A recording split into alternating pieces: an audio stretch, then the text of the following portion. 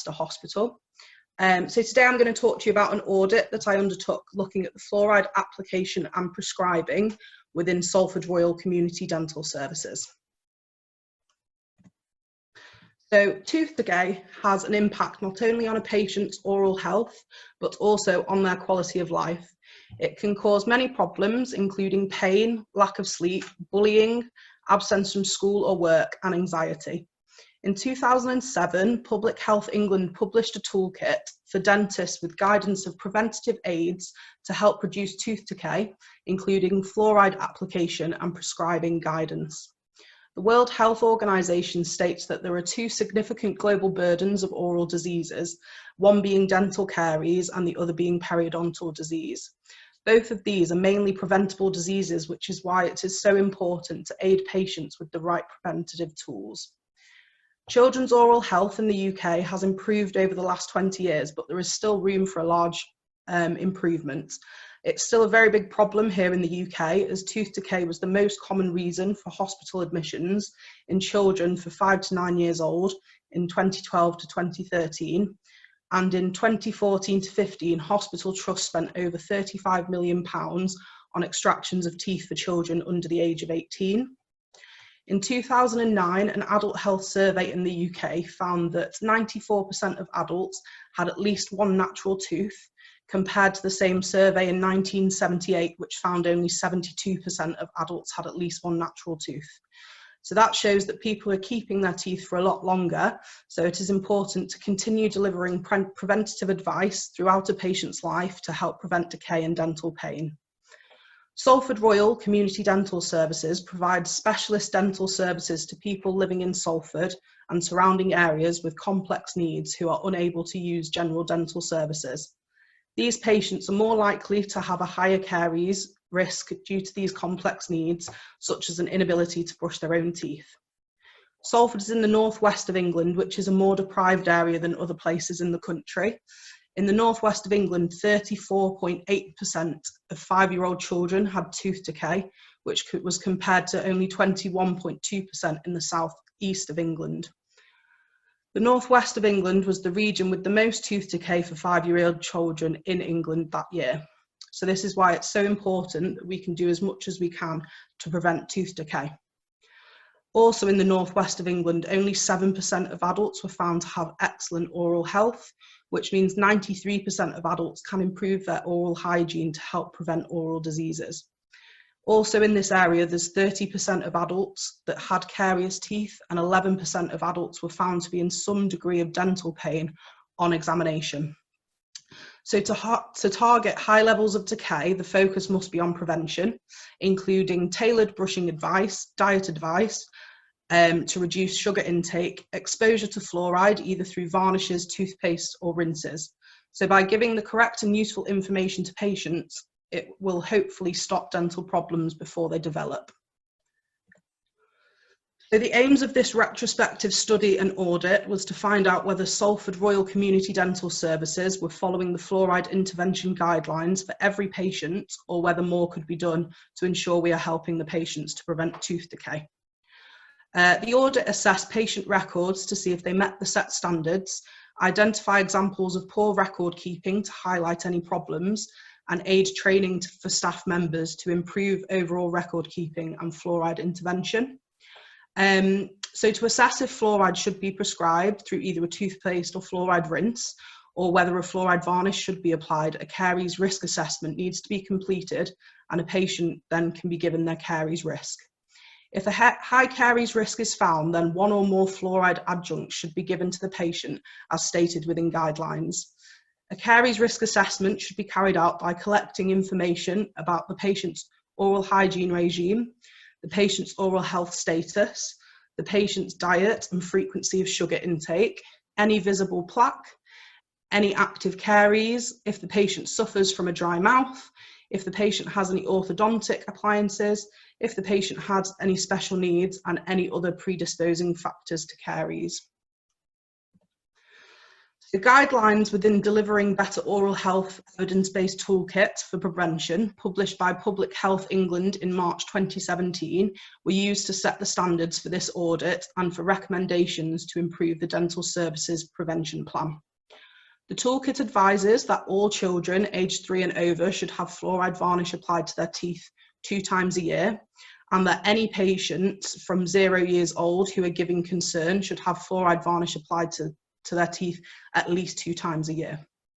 It also includes that children aged 10 or above with active caries should be prescribed 2,800 parts per million sodium fluoride toothpaste, and any patient aged 16 or above with active caries should be prescribed 5,000 parts per million sodium fluoride toothpaste. It also advises that children aged 8 or above with active caries should be prescribed a daily fluoride rinse of 0.05% to be used at a different time to brushing, and that adults with active coronal or root caries should be prescribed a daily fluoride rinse also. The toolkit states that in order to know whether to provide fluoride and what instructions to give, the patient's own oral hygiene regime must be documented within the notes, and that a caries risk assessment must be carried out, and every patient should be given a low, medium or high caries risk. The following standards for this audit were made based on the guidelines. So standard 1 states that all notes should have the patient's oral hygiene regime documented, and this is to include how often they brush their teeth and what they use. Standard 2 states that all patients should be risk assessed and given a caries risk of either low, medium or high. And standard 3 states that all high caries risk patients should have the correct fluoride intervention provided either through a fluoride prescription or fluoride varnish application, or both. So 20 notes from all 6 dentists working within Salford Royal Community Dental Services were analysed, so 120 notes in total were assessed. Notes included both children and adults of all ages and were chosen at random from clinic lists on R4 software from the 1st of October 2018 to the 30th of November 2018. This data was collected retrospectively as notes had to be written prior to collecting the data. All patient notes were routine examinations of patients who attend Salford Community Dental Services for all aspects of their care. Patients who were referred to the dental services for treatment only were not included in the data as they are not seen for their routine examinations. Data was analysed using a dental collection proforma, tally charting for each dentist what had been included in the online dental notes. The criteria used to assess the notes was whether the patient's oral hygiene routine was documented, whether the patient's oral health status was documented, whether there was any active caries, whether the patient had any predisposing factors, for example, special needs or dry mouth, whether the patient's caries risk was being documented, and whether the patient had a high caries risk. If the patient was given a high caries risk, the notes were then assessed to see if a high fluoride toothpaste or a daily fluoride rinse was prescribed, or if the patient had had fluoride varnish applied to their teeth. The data collected was made anonymous, so individual dentists could not be identified from the results, and either could the patients. So this chart shows whether a patient's oral hygiene routine was documented. The chart shows there is quite a large deviation in results between dentists. A patient's oral hygiene regime should be documented in 100% of the notes, which was set out in standard 1. As you can see, one dentist has documented a patient's oral hygiene regime in 100% of their notes. However, another dentist had only included oral hygiene regime in 45% of the notes. This chart shows whether a caries risk was given to a patient at that routine examination appointment. Again, this chart shows that there is a large deviation in results between dentists. There should always be a caries risk assessment carried out as outlined in standard 2, and either a low, medium or high caries risk given to every patient seen. 2 dentists, as you can see, gave 100% of the patients a caries risk, compared to 1 dentist, again, who only gave 30% of patients seen a caries risk. Whether or not a patient was given a high caries risk depends on the patient and their oral health.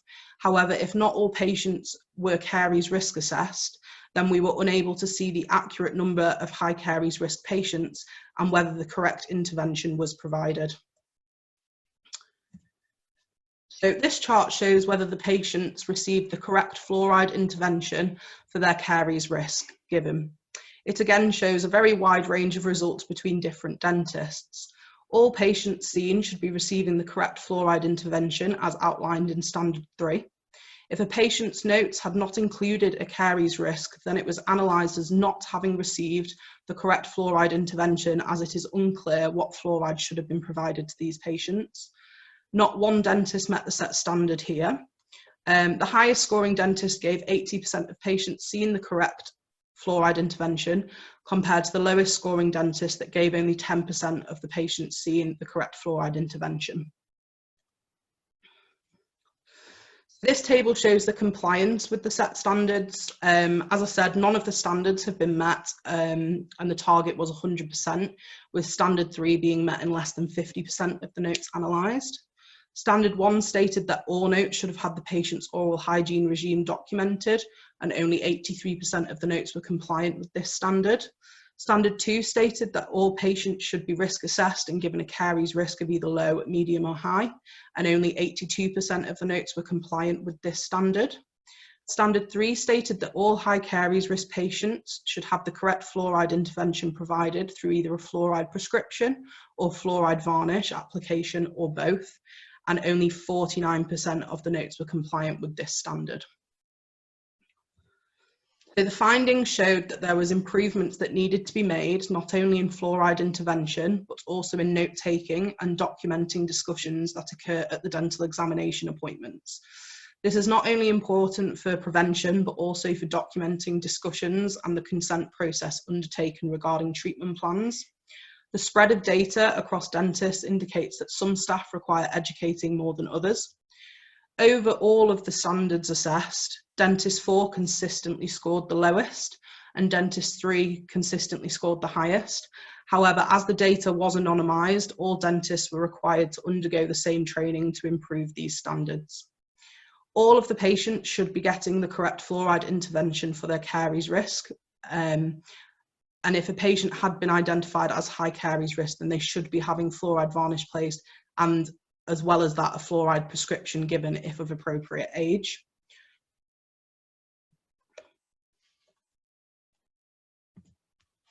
There were several problems that were encountered when I was collecting this data, which made the process more time consuming and made analysing the data slightly more challenging.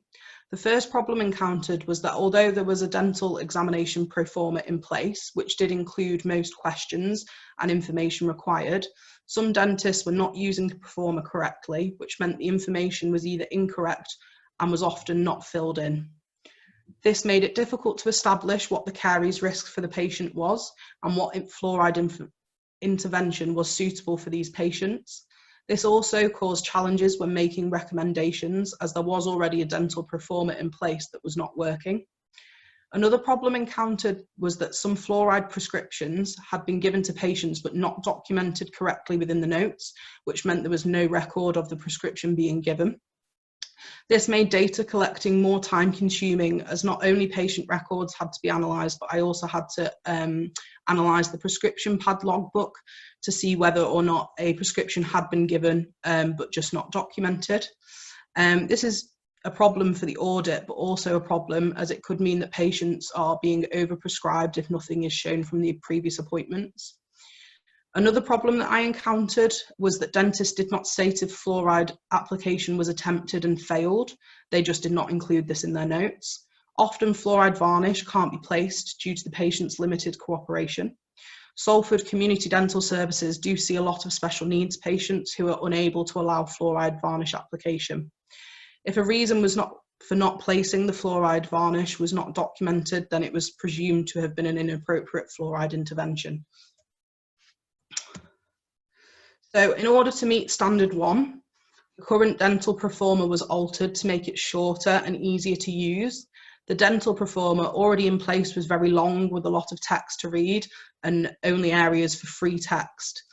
It did include a section to detail a patient's oral hygiene maintenance, but this was not being filled in appropriately by dentists, perhaps due to the fact it required free text and was unclear.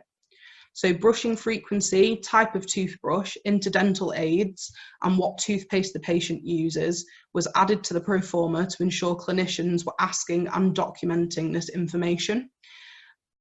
These are in a drop-down format to make it easier for dentists to select an answer. There is also an area underneath to add any free text if required. So for example, to document who was brushing the patient's teeth or which dental aids were being used. In order to meet standard 2, a caries risk assessment has to be documented. The same dental pro forma, as I mentioned just before, already included a section for a patient's caries risk, but like with oral hygiene maintenance, it was not being filled out properly. The clinicians need to ensure that they are inputting either low, medium or high into this section. I created this again as a drop-down list to make it easier to select an answer. A departmental meeting was held to underline the importance of filling out the pro forma correctly and documenting the relevant information gained at these appointments. The clinical and legal reasons for this were highlighted to ensure the whole team understood the requirements for accurate documentation. So in order to meet standard 3, several recommendations were made. Fluoride varnish application was added to the same dental pro forma, again as a drop-down list of yes, no or attempted. If it had been attempted but not achieved, then a reason why could be documented within the additional free text area. For example, if there was limited cooperation or they had very bad asthma. At the staff departmental meeting, an audit findings were presented to the whole team, including dentists, the dental nurses and reception staff, in order to highlight the areas for improvement and make staff aware of the lack of intervention for some patients. They were educated on the importance of information gathering from a patient and the uses of fluoride intervention and aids. For most, this was a refresher and a reminder session. We also highlighted the importance of working as a team. If the dentist forgets to apply fluoride or write a prescription, the rest of the team should be reminding them to do so. Having these areas included in the pro forma will remind not only the dentist, but also the assisting dental nurse, who is often the person that fills the dental pro forma in initially. At the meeting, all the staff were very engaged with the audit results and recommendations made. Most dentists were shocked at the results and had not realised exactly what should be included and the importance of documenting a caries risk. This was to be re-audited after 6 months to give the changes time to be implemented. However,